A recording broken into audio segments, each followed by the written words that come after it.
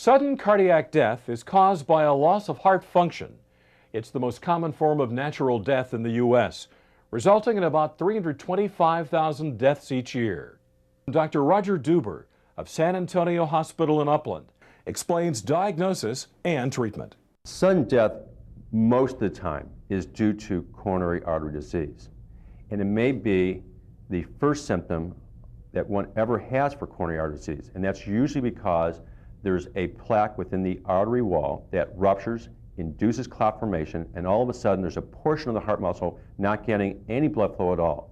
And the first response by the heart muscle is irritability, where it starts becoming very irregular, causing what is called ventricular fibrillation, where all of a sudden the heart muscle fibrillates and does not contract, and there's no blood flow getting out of the heart, and someone will die very quickly, within the matter of seconds.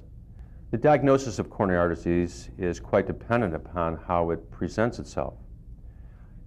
Many patients have no symptoms at all, and we rely upon the primary care physician to identify those patients who are at high risk and refer those patients to places such as the San Antonio Heart Center, where we have a variety of imaging techniques that can identify whether there is coronary artery disease and whether one is at increased risk for having a significant event like a heart attack.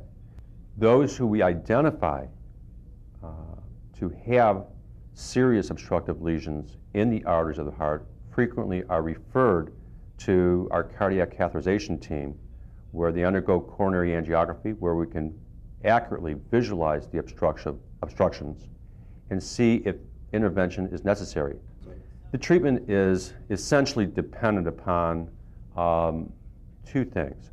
One is how the patient manifests himself, whether he's having symptoms or not, and the second is the extent of the obstructive lesions in the arteries of the heart. Many times patients will have no symptoms and only have mild obstructive lesions. Those kind of patients, we encourage very vigorous primary prevention therapy. Those patients who have stable symptoms with serious obstructive lesions frequently will require a more vigorous treatment, such as coronary angioplasty, usually with stents, or coronary artery bypass graft surgery. More than 300,000 people in this country a year present with heart attacks, and those patients require very aggressive, rapid therapy. Fortunately, the cardiology staff here at San Antonio Community Hospital is committed to providing the fastest therapy possible. We are on call 24 hours a day, 7 days a week, to respond to patients who are having heart attacks.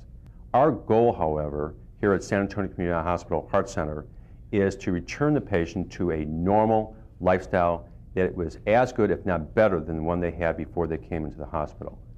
Now that consists, first of all, of our cardiac rehabilitation program that we have here, where patients are entered into our exercise program under the observation of experienced and trained nurses that work with the patients several times per week, not only with exercising, but in instructing them in diet and lifestyle changes that are essential to keeping these patients as healthy as possible for the remainder of their lives.